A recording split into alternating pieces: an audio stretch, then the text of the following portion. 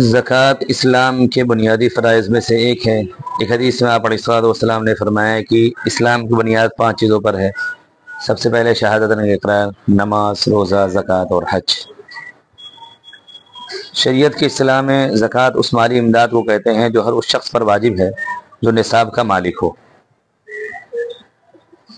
कुरान करीम में 32 जगहों पर ज़कात का अल्लाह ने तज़किरा किया है, 15 जगह सदक़ात का, 27 जगह नमाज के साथ ज़कात का तज़किरा आया है।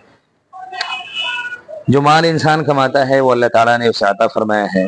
इसी को अल्लाह ने फरमाया अनफ़िक़ू मिम्मा रज़क़नाकुम, कि जो कुछ हमने तुम्हें दिया है उसमें से खर्च करो। तो ये इंसान के जहन में रहना चाहिए कि जो कुछ भी उसे हासिल हो रहा है वो अल्लाह की तरफ से अता करता है। ज़कात का निसाब 4 चीज़ों पर ज़कात वाजिब होती है, कैश पर, सोने पर, चांदी पर और तिजारत के सामान जो भी तिजारत के लिए रखा हो, और एक और चीज़, 5वीं चीज़ मवेशी और जानवर पर जो पालने के लिए रखे गए हों और जो चरने पर साल भर चरते हों, उस पर गुजारा करते हों। ज़कात का निसाब सोने से है 87.5 ग्राम और चांदी से है 612 ग्राम 360 मिलीग्राम। आज चांदी का रेट है 60,194। तो किसी के पास अगर सिर्फ सोना है, चांदी और पैसा बिल्कुल नहीं है, तब तो 87.5 ग्राम देखेगा। चांदी है तो 612 ग्राम 360 मिलीग्राम और पैसे हैं तो 60,194 ग्राम 60,194 रुपये। अगर सोने के साथ चांदी भी है, पैसा भी है, तो बस मजमूई कीमत देख लें, इसकी 60,194 रुपये हो रही तो ज़कात वाजिब होगी। मोटा मोटे समझ लें किसी के पास 1-2 तोले सोना है और कुछ भी पैसे हैं तो उसके ऊपर ज़कात वाजिब होगी।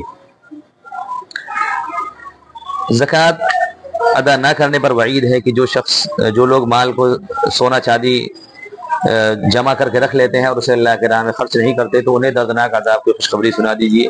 जिस दिन उन पर उनका माल तपाया जाएगा, फिर दाग दिया जाएगा उनके पेशानी को, पहलुओं को और पीठों को।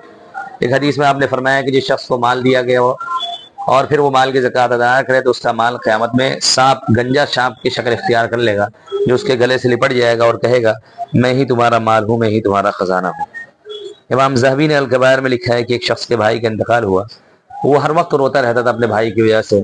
लोगों ने उसको तसल्ली दी तो उसने कहा कि भाई मेरा भाई अजाब में है। फिर बताया कि मुझे ऐसे पता चला कि दफन के बाद मैं कब्र के पास अकेले बैठा था, अचानक मैंने कब्र से खौफनाक आवाज़ सुनी।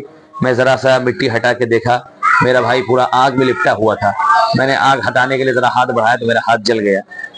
तो उसकी वजह से, और मेरा भाई नमाज पढ़ता था, रोज़ा रखता था, लेकिन ज़कात नहीं देता था। कहता था मैं अपने माल से क्यों ज़कात दूँ।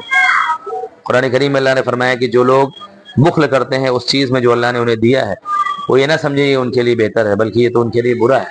जो चीज़ से वो बुख्ल कर रहे हैं वो उनके लिए गले में तौक डाल दिया जाएगा उसके ज़रिए। ज़कात खुशदिली से अदा करें, सिर्फ 2.5% ज़कात अदा करना है और ज़कात देने को ऐसे माल पाक हो जाता है, इंसान पाक हो जाता है, सोसाइटी मुआशरा भी अच्छा हो जाता है, बहुत सारी मुसीबतें और तकलीफ़ें जो होती हैं वो दूर हो जाती हैं। ज़कात देते वक्त एहसान न जताएं, ना देते वक्त न बाद में। एक हदीस में है कि 7 लोगों को क़यामत में अर्श का साया मिलेगा। उसमें से एक कैटेगरी वो है जिन्होंने सदका किया और इतना खुफिया सदका किया कि बाएं हाथ को भी पता ना चल सका कि दाएं हाथ ने क्या सदका किया है। अल्लाह ताला हमें और आपको ज़कात के मसाइल समझ कर और ज़कात को अदा करने की तौफ़ीक़ अता फरमाए। आमीन।